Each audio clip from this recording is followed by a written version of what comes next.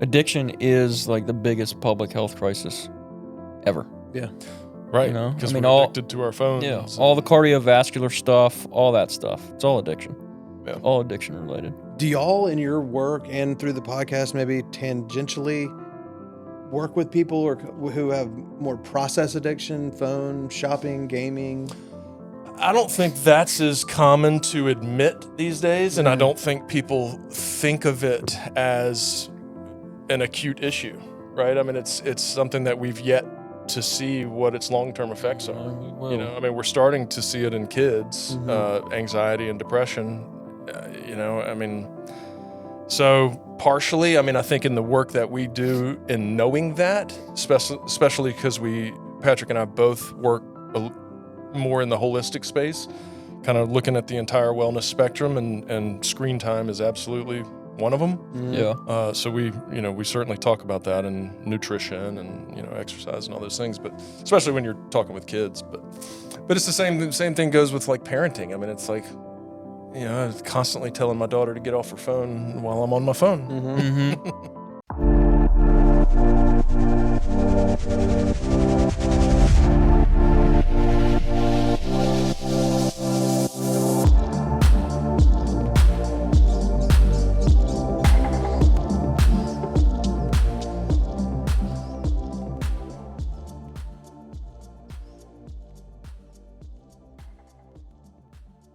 Welcome to Finding New Waters. Our goal in creating Finding New Waters is to provide a resource for families to help navigate the complexities of supporting a loved one struggling with substance use or mental health. When we find ourselves in crisis due to one of these issues, most people have no idea where to turn. We hope to shed some light onto what is often the darkest hour for many families. Well, I am very honored and privileged to be sitting here today for this episode of Finding New Waters with Robbie Shaw and Patrick Balsley. They're the hosts of Champagne Problems, the #1 rated podcast by Charlotte Magazine. I've actually known Robbie since I was 10 years old, and Patrick just for the last about 3 years working in this industry. And we're so honored and excited to have them here today.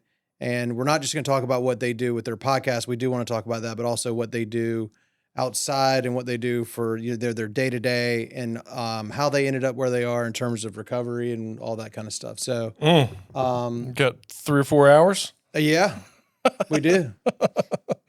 You just said you had to be back by dinner, right? That's only right. 11 o'clock. That's right. All right. Well, let's get going.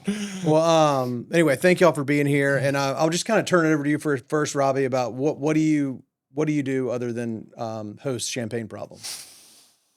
Well, first, thanks for having me. We are equally as honored to be here with you, B. What do I do outside of Champagne Problems? I do quite a few things. I think as it relates to, this conversation, I do have a private practice called Eventide Recovery, where I work as a recovery, sobriety, and wellness coach. That started, years ago with some intervention services, and now it's just kind of morphed into just doing coaching for people who are either looking to get sober, toying with it, or are sober and are looking to sustain, as well as work with family members and loved ones of people battling any level of dependence or addiction.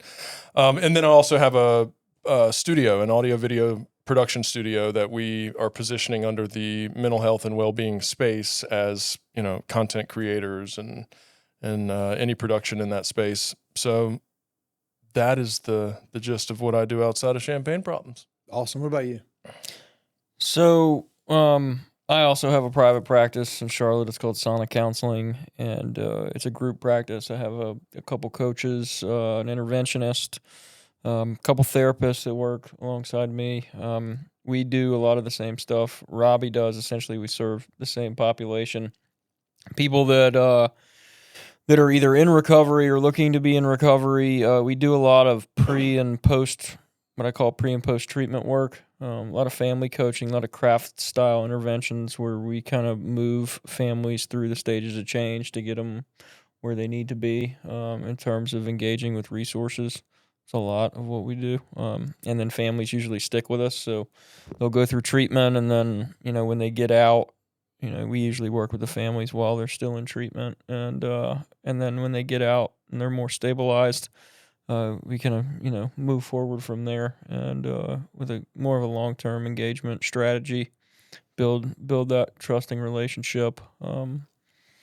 And then I just opened a high-end recovery residence in South Charlotte called Sauna House. It's a really small recovery residence, transitional living program for men in early recovery. And we only have 5 beds, and it's something I've wanted to do for a really long time, so it's going to be fun. And then pretty heavily involved with Emerald School of Excellence, the recovery high school in Charlotte, big passion of mine. Yeah, pretty much it. That's awesome. You said something that I wanted to touch on, which was people who are kind of experimenting with recovery, the sober curious movement, if that's even, can be classified as a movement, but it's something I've noticed. And then when I first heard your podcast, I guess almost 3 years ago now, or at least 2. Okay. 2. Yep. That seemed to be kind of an ongoing theme. And I know it's evolved and changes, but I see it in my personal life, and it sounds like you do too. And I want to hear your thoughts on it too, about kind of what that really looks like. And does that ever, in your experience, turn into permanent sobriety? Great question. So the word sober is what throws that off, right? It really is just people looking to eliminate things that are hurting them. Right. So it's really falls under the more wellness, well-being space. Now, of course, there's a wide range of people that might fall into this population that are exploring this stuff. So there could be people that are battling some level of addiction or dependence that sobriety might look more appealing for them. But then I think the curious movement, that as it spreads throughout a lot of our younger generations and a lot of our population in general, is more around the wellness stuff. Just look the science around these substances, specifically alcohol, because that's the most widely used. People are learning more and more about this stuff, and they're starting to recognize that, their wellness strategies, wellness goals are not being met or being altered or being influenced by something that is sold on every corner and in every household, or most. And so they're just starting to say, maybe this is something that's not serving me. And I think that is new. I think people have done that to a degree, but not in the space of alcohol. Right. And that's the trend, and that is the snowball that's occurring out there that our podcast is super excited about. I mean, we position ourselves in the wellness space. It's not about, are you an alcoholic? Are you an addict? Are you addicted? It's how is it affecting your sleep, your work productivity, your relationships, your parenting, whatever else. And that way it opens it up to everybody, and not just people that are potentially battling an addictive behavior, right, substance. And I think that news that came out pretty recently, that all sorts of reports that moderate drinking is not in fact good for people, which had been the standard for thousands of years, I guess. Right. No, it's not. Unfortunately, it's not. I mean, neither is, a bag of Doritos 4 days a week. So, yeah. There's relativity associated with this, and we understand that. We're not prohibitionists, but alcohol is bad for you. Yeah. Bottom line. I mean, if alcohol never existed and it came out today, it would be a Schedule I controlled substance. Oh yeah, it'd be illegal. It would be completely illegal. Right. And it does more damage to your body and mind than pretty much any other drug, other than probably meth. Yeah. It's really bad for you. It's not good for you. Well, I know y'all both work with, or between the podcast and what you both do with younger people, not exclusively, but one of the things that I'm always, I found recovery and got sober, kind of from that average age. I was 41, and but a lot of my friends got sober really young, and I used to work specifically with younger guys and women, young adults, and just keeping them engaged. And my whole thing was always, let's show people how to enjoy life in recovery, not just tell them that it's possible. And just wondering kind of what your experience has been like, and what you would say to try to help keep younger people engaged who need to be in recovery and who are, or experimenting with it, because, they see their friends, mostly not, and they have trouble accepting. Yeah. I mean, I love the lens that we look at things from. It's less clinical. It's more more on the health and wellness side. I think we've done a really poor job historically of being able to articulate what we're dealing with, and we've kind of pigeonholed it into this pathological way of looking at this issue, or even a potential issue, and it's stigmatizing. So a lot of the young people, especially the ones that you know may not be what we would consider hit rock bottom or whatever, but have like some, moderate consequences in their life due to their substance use. It's very difficult for them to align themselves with what we would typically call somebody with a severe substance use disorder. Or like Robbie, like alcoholic or addict. They just don't identify with that. So I think if we can aim more towards articulating this kind of dynamic in a more of a health and wellness way, they can roll with that. It's like, hey, let's just take a look at how this stuff's affecting your life, and not look at it more of like a from a shame or guilt perspective, like what you're doing to your family. It's like, no, let's really do like an assessment of how this is impacting you and how does it match up to your values. Like, how does this how is this stopping you from getting where you want to go? And if you don't know where you want to go, let's figure that out first. Yeah. Yeah, and then more externally, there's two really big uphill battles that I think stand out, and one is the effect of alcohol. It's super effective, and people tend to kind of forget that or don't keep it front of mind, where it's like, why this, why that? It's like, well, have you ever had a sip of alcohol? It works, right? It makes you feel pretty damn good. So there's that, and we are creatures of living off reward systems, and we like things that make us feel good, and so there's that. Secondly, it's a cultural norm, and how do you fight that? Yeah. I mean, that's the hard part, is the normalization that is, like you asked, these kids that are just looking around, and it's like, well, that's what you do to have fun. That's what you do to be cool. That's what you do to act like you're famous. That's what you do to get girls. That's what you do for all this stuff. And how do you change that? And we see it because we quit, and now we can see that it's not necessary. It's not required to have fun and do all these things, but that's what you grow up seeing and thinking, and it becoming ingrained. And I don't have the answer. Yeah. Other than to just show it. I mean, one of the things that I try to do is, like I was saying, I try to get whoever I'm working with, because I work with a lot of people that are sober curious, that don't meet criteria for substance use disorders, but are, having troubles with their relationship or parenting, or they're, got a DUI. And it's like, okay, now I'm starting to see a pattern here. Need to get a little bit of help. But like, if you can paint a really clear picture of what you want your life to look like what is the ideal, what do you really want? Like, really optimistically paint that picture. Yeah. Do you want to get drunk every night? Yeah, and then you just Probably not. you map the alcohol use on top of that and be like, is this getting in the way of you reaching those goals, or being that person that you want to be, or being that dad that you want to be? And if the answer is yeah, it is getting in the way, then it's a pretty rational way to look at it. And if they can see that, and that always usually develops some type of internal motivation. Oh, and sorry, but the answers are in the results of that too, in the sense of, like, when I think back to, if someone were to do that kind of work with me when I was 11th grade, 12th grade, what do you want? I want to be popular. I want to have the hottest girlfriend, and I want to be, members of this group, and I want to go to this bar, and I want to do all these things. Like, that's what I want. Right. What do you say to that? I say, all right, well, let's look 5 years further. Yeah. Well, I wouldn't have an answer. So then, of course, the work would be, but that's what we develop, Exactly. and then we go even more macro, and we say, okay, well, this little vision that you have right now of what you want right now, how is that mapping on to the 5-year plan? Right. Is you hanging out at bars with a hot girlfriend, and drinking every night, is that going to be sustainable to get you to what you want 5 years from now? Yeah.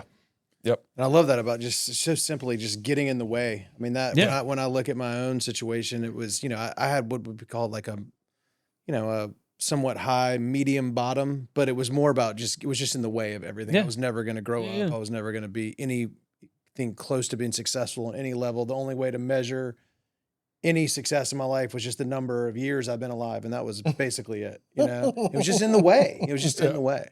But the young guys, that's great. I mean, I love that. We sacrifice our dreams. Yeah.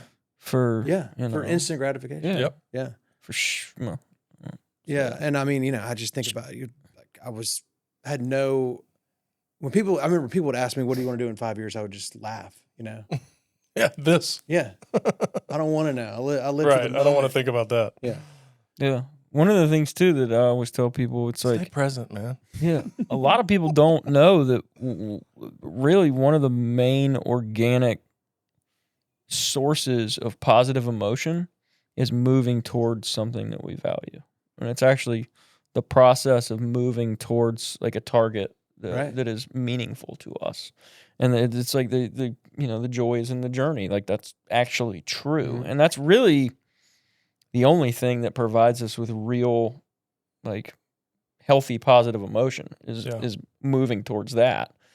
And if we don't know what we're moving towards, or we don't even have a target, you're just like, it's meaningless. Yeah, but not only that, like you will end up being a victim of our society and like all the information that we're just getting bombarded with constantly of you're not good enough, here's something to make you feel better, drink this, wear this, buy this, drive this, you gotta have this. And I mean that, that's how everything is it's how our economy is driven. When I was go ahead.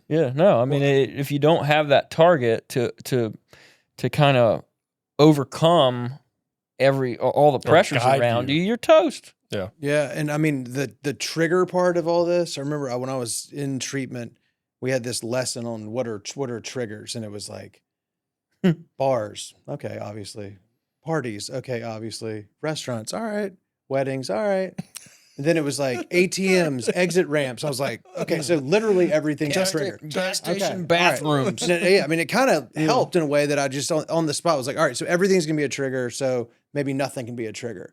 But, it's not that simple. But, when I'm spiritually fit, nothing is a trigger. But if I'm not, then it is. But I was thinking about something I noticed when you first started Champagne Problems, a lot of talk about just, being everywhere, coming from all angles like we're talking about now. But yesterday I was creating an invite for, I won't say the name of an online invitation generator for an alumni event we're having in May, and just the options to choose, like they have hundreds of them. I'll sit on that damn thing for like 6 hours. 80 of 200 options have alcohol already. It's a template on the card. Sip and see, and I mean, just literally everything. And it really made me think about kind of the early days, at least of Champagne Problems, where it's just everywhere, and it is, and just kind of learning to navigate that and understanding that. And then kind of to your point a second ago, that all these things, whether it's the woman, whether it's beer, whether it's drugs, whether it's, promotion, just understand that this is all an inside job, and all these external factors are all kind of, they're just external. We got to learn how to be happy from the inside out. It's a dream killer, man. Yeah. I mean, it really is. Like the way that you just described that, it made me think about like how many people, and we don't just do it with alcohol. We do it with anything that's going to make us feel better and help us check out. But like we go to work, or we have these daily stressors, or these things that we think about that we want, or these things that we think about that we're not satisfied with in our life that we want to change. Yep. And then we go home and we drink a couple glasses of wine or eat a big ass steak, and we forget about it for the day. Mm-hmm. And then we wake up the next morning and we do the same damn thing, and we do it every single day. And at the end of the day, instead of kind of letting this build and being like, I need to do something about this, I need to change this in my life, we just drown it out. We just suppress it day after day after day after day until we until we're a heart attack or until we're 75 and we're angry and divorced and Right. It comes up. You know, comes out one miserable way or and another. regretful. Yeah. Yeah. And I mean, I do a lot of, at my job here, I do most of the pre-admissions. And, one of the questions we ask every single person is, do you drink or use to relieve mental health symptoms? And whether it's anxiety or depression or whatever it is. And the answer is always yes.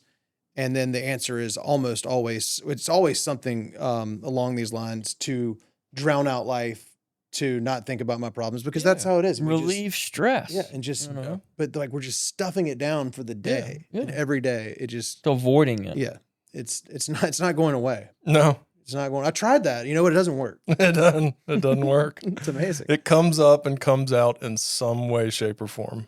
Yeah. And for a long time, you can, a lot of us can manage it. Yeah. We can deal, or we can set our standards right where they need to be. Right. and I function perfectly well because I do this, this, and this. But I think what we're starting to figure out, like at least scientifically, is that all that emotional discord and disconnect that we're drowning out is staying stuck in our body, and it's manifesting itself in all kinds of physical health problems. I mean, sure. Well, then try being a parent, right? And a loving, supportive, healthy husband. I mean, that stuff doesn't come. You can't do all that when you've got turmoil going on inside of you. Yeah. And then your kid's all messed up. And, I can't figure out why. It's tough, man. And you deal with it for 30 minutes and then, then drown drinking. yourself in booze for the rest of the night, Yeah. That's right.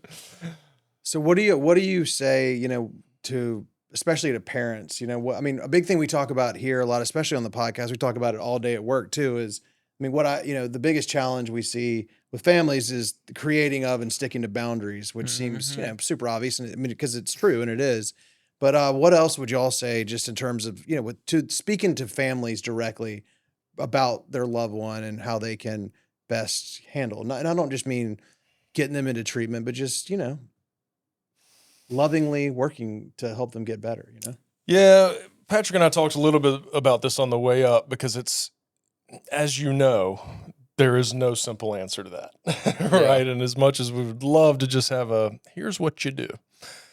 Every situation's different. Yep. Every parent is different. Every family system is different. Every dependence or addiction to a substance or a behavior is different. So it's really hard to pinpoint a generalized direction for that.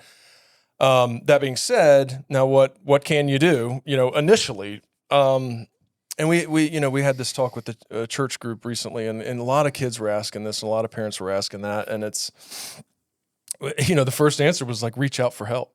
Yeah. Bottom line, like number one, that's the most do not try to important figure it thing. out yourself. Do not just try things and do things based on how you think and feel in a moment. Like, seek out a professional and get some guidance. A good professional. A good one, I right? mean, that's also one of the issues too, is that people go on Google and they, or they get caught up with some snake oil salesman or even just somebody that doesn't, that's really trying to do good and has good intentions, but they really don't know what they're talking about and they get bad advice. Yeah. Or it's like, my son struggled with this and this is what we did and this is the treatment that we got him, so it's got to be the right one for you, and they're not doing it intentionally, but you really need to have a good, mental health professional that can do a really good assessment, and really gather all the information before any recommendations are made. That Right. is key. Well, and to get into the kind of details of that answer of the question is really around, like you said, all of the details. And so what they're going to try to figure out and what the parents need to know is that they need to educate themselves on the situation, the substance, the behavior, all of that, but also they've got to do some work. Yeah. Because this is a system and you're the parent. And this is not, you need to go do this, you need to go do that because you're doing this and that. It's, what can I do? What am I doing? What's going on with me that's causing potentially some of this stuff? And what changes can I make? I use the example just in the sense of a marriage. How do you make a marriage work? Well, it's not about letting the other person know what they need to do to change. It's doing what you need to do to be good with yourself in order to be there for the other one. And it just, Yeah, I mean, it's like the same thing with the same parenting. thing as we're talking about with the external factors with the, the drugs and alcohol and food and whatever, and women and whatever it is, even if that person's not the one who needs recovery or treatment, everybody's got to do his or her own work, Right. Yeah. I mean, how can your child trust you, believe you, feel the love, feel the support, take the advice, take the guidance if you're not coming from an authentic place because you're out of touch with your own stuff. Yeah. Right? They sense that. When it comes to boundaries too, I mean, that's really tricky and it's really individualized. So there's not there's a big difference between understanding boundaries and understanding your boundaries. Because if they're not your boundaries, you're not going to be able to, they're not going to be sustainable over time. Like, I can tell a parent, hey, you got to do this, and they may do it once, but it's like, hold on a second, I'm not ready to do that yet. I can't set that boundary every day. Right. And then if they do it that once and then cave, then So I mean, that's why it's different. It's different for every family. It's different for every parent. It's different for every situation.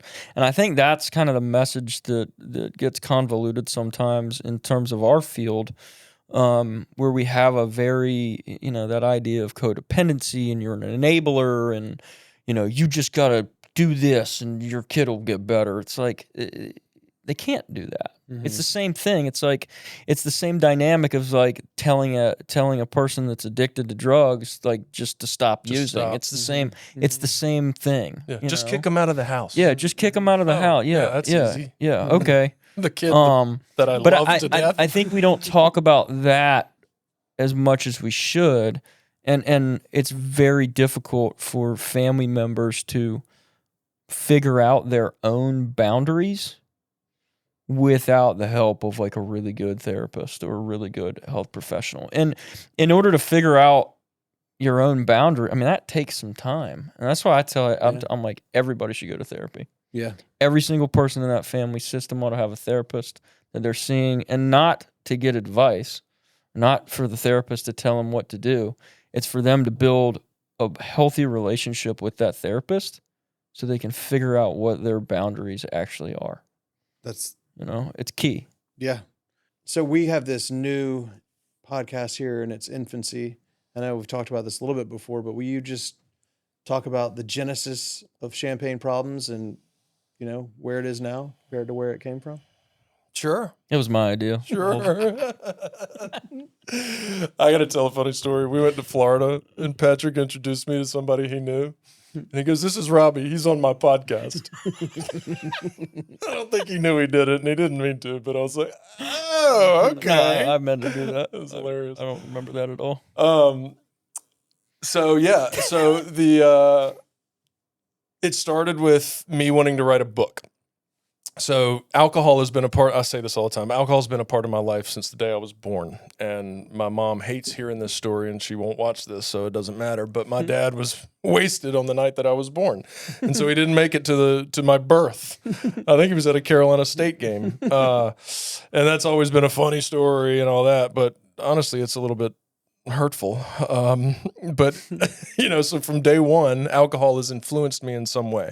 Then, of course, I grew up in a very alcoholic household. I became addicted to alcohol. Now I'm in recovery, and then I studied it. Now I work in the field. It's just been a part of my life from day one to today. And that doesn't make me unique, but it does give me some passion around wanting people to know what I know. And I think a lot of that comes from working in this field and seeing so many people and families and things just destroyed by it. And not that that's what happens to everybody that drinks, but it does happen to a lot of people. And it just really pulls at my heartstrings. And so I thought, if I could write a book, kind of sharing everything I've learned throughout all of my years and all that kind of, are we allowed to cuss? All your wisdom. I think so. Do y'all cuss on this thing? Probably not. We can edit it out. We can bleep it. all right, I'll say BS, all that kind of, so all that, whatever. And so I wanted to write this book, and so I started trying. I'm not very good at sitting down and writing a book, it turns out. So somebody was like, nobody's going to buy it anyway because nobody knows you. And this, thank you. But okay. And they were like, you need to find a following, write a blog, do a podcast. And I was like, boom, I'm going to do a podcast. Asked another friend of mine if he wanted to sit in my living room, a guy in recovery with me, and we were just like, man, let's just shoot the breeze, just talk about this stuff and just start talking about alcohol and just kind of what we've learned and, lots of insight and experience and wisdom and all this stuff. And he said no. And so I just didn't know what I was going to do other than I wanted to do this. And Patrick and I had been introduced, via like Instagram through one of our friends. I think we even followed each other because we had both been told a number of times that we needed to meet each other, but we're both pretty stubborn and never really reached out to do it, despite being told we needed to. And we just kind of watched each other from a distance. And then one day, I don't know what happened, one of us reached out and was like, man, let's grab some lunch. It seems like we're supposed to do this. And we did, and we hit it off. And we, we've been in love ever since. And, it's been very... I want to know who that first guy was. I never heard that story. I didn't know there was somebody before me that denied you. Well, so we sat down at lunch and I started talking about the way that I think about alcohol and the way that I feel like our society and culture thinks about it and how there's just this terrible disconnect that's disserving so many people. And Patrick's like, yep. It's like, all right, so I've got a podcast I want to do. Would you be a guest on it? He's like, of course. And so that's how we started. And we finish up lunch and we drive off. And within 30 seconds, I text him. I was like, how about co-host? And he's like, yep. And it just kind of went from there. And so we just started talking about it and thinking about it. And we ended up, getting production crew and it really just expanded. But, the value in telling all this is really about the mission and how we created the mission was around everything we talked about at the beginning of this conversation, and that we didn't want to talk about alcohol with shaming, with labels, with in the realm of addiction and do you have a problem? Because we knew that we weren't going to reach a lot of people doing it that way. Nobody wants to have their finger pointed out, and whether we're doing that or not, that's what it feels like when all you do is talk bad about alcohol. So we were like, let's find a different way to talk about it. What if we talk about it kind of through a wellness lens? And then it's just like, hey, yeah, maybe it does, maybe it doesn't, but here's the science, and does this apply to you? And maybe it does, maybe it doesn't. And that's how we started it off. And it worked. People listen. Love it. It's crazy. I want to hear your version of this. Yeah, well, I came up with everything. Robbie pays me Reverse the roles. Small fee so he can pretend it's his. No, yeah, I mean, that was all right on. Yeah, I mean, this has been super cool. It was like one of the things when Robbie texted me and was like, hey, will you be a co-host? I was like, yeah, and I didn't expect it to, move as fast as it did. It was like, 2 weeks later, we're in a damn studio with a production crew, and there's cameras in our faces. That's how I roll. Yeah, and I was like, "Whoa, dude!"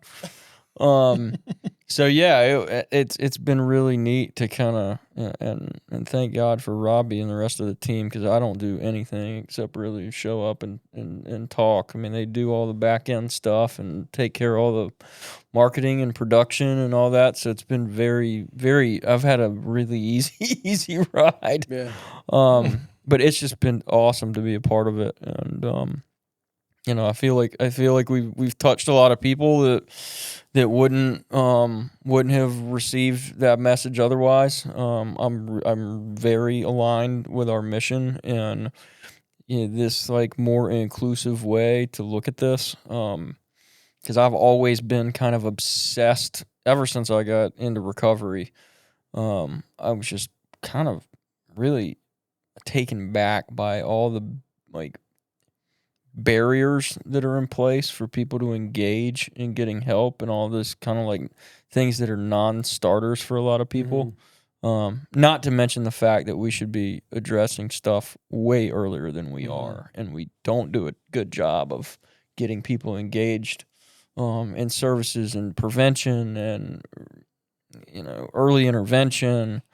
It's like, one of the analogies I always hear people use is like we treat addiction and alcoholism like if you're like a cancer patient, instead of like pre-screening or treatment when you have stage 1, it's like, oh, hold on, we just got to wait for stage 4 cancer to come in before we do any treatment. And it's always just been insane to me, the fact that we haven't come up with a way to get people engaged in early, and do early interventions that actually work, instead of like trying to pigeonhole somebody that's like a moderate, may meet criteria for mild or moderate use disorder. And it's like, oh yeah, but you really you got to say you're severe. You got to call yourself an addict, and you got to sit in all these groups that you don't really need. And, and you got to go to these meetings that you despise and hate. Well, how do we come up with something that meets those people where they're at, that they can engage in?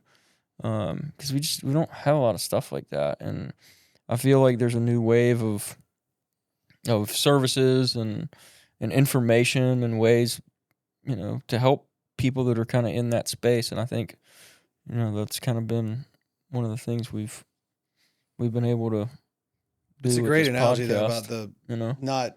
Yeah, it's nuts. No screenings, and all of a sudden you just wait until it's so acute. Well, you got the thing in the doctor's office now where it's like they hand you that damn card with the blunt crayon that's like, oh, you've thought about, hurting yourself today, and then you fill it out, and then the doctor just like slings it on the table. It's blunt crayon. I haven't had the pleasure. Yeah, you haven't had that yet with like the stringy thing on it. You haven't seen that in the doctor's office. Maybe I go to I'm due for a physical though. Crappy doctor. I'll get it this time. That's so true. It reminds me of also like kind of the older way of doing detox too, is waiting until the person is miserable, then treating the detox symptoms, instead of like we do here, getting ahead of it right when they get here and making them comfortable right away. Not to promote what we do here, but it did make me think of that. Yeah. Well, and just that, that opens up a whole can of a conversation of prevention versus treat. Yes. Right. That's our society. An ounce of prevention. Yeah. We're trying to put you out of business. Well, we I say this at least, 5 times a week. I hope you never darken our doors here. I talk to people about this all the time, and I mean it, Yeah. But but that's just the way we are, man. We have an obese culture. Yep. But we don't change our food system. No. Right. And we don't treat that. Treat the sickness, not prevent it. We don't talk about that. Addiction is like the biggest public health crisis ever. Yeah. Right. Because we're addicted to our phones. Yeah. All the cardiovascular stuff, all that stuff. It's all addiction. Yeah. All addiction related. Do y'all in your work and through the podcast maybe tangentially work with people who have more process addiction, phone, shopping, gaming? I don't think that's as common to admit these days, and I don't think people think of it as an acute issue, right? It's something that we've yet to see what its long-term effects are. We will. We're starting to see it in kids, anxiety and depression, so partially, I think in the work that we do in knowing that, especially because Patrick and I both work more in the holistic space, kind of looking at the entire wellness spectrum, and screen time is absolutely one of them. Yeah. So we certainly talk about that, and nutrition and, exercise and all those things, but especially when you're talking with kids, but it's the same thing goes with like parenting. It's like, I was constantly telling my daughter to get off her phone while I'm on my phone. Yeah. Yeah. Well, give me, if you would, both of you, just an example or two of people who you have reached who there have been just a positive outcome from someone, whether you knew them before or not, from the podcast. Yeah, man. We've had a ton. Yeah, tons. Like we get. Yeah. I get emails and messages. Not daily. It's not packed, but we get really meaningful notes. Verbally and through, digital messages of, oh man, I came across this and I was looking to dial it back, or I was looking to learn a little bit more about, the correlation between anxiety and alcohol, and your podcast did this for me. And We get that a lot. That's awesome. Man. It's really cool. I mean, it's very gratifying. I've run into multiple people that I had relationships with in high school or college where I hadn't seen them in 15 or 20 years. Like I went to a alumni like football game at my high school, and a guy that I hadn't seen in 20 years. It was actually a guy in my class's little brother who was like 4 years younger than me. Walks up to me and he shakes my hand. He's like, "Hey man, I just want to let you know I haven't had a drink in a year and a half." That's awesome. And he goes, "I didn't go to treatment. Like I never considered myself an alcoholic. And I still don't, but you know, I started listening to your podcast and really started to question how alcohol was affecting my life, and I decided to put it down." And he was like, "You know, it was all because of listening to your show." So That's I mean, awesome. and I've had multiple, and I know Robbie has too. People that have told me that. So it's pretty That's cool. really cool. Yeah. What do you say to somebody like that?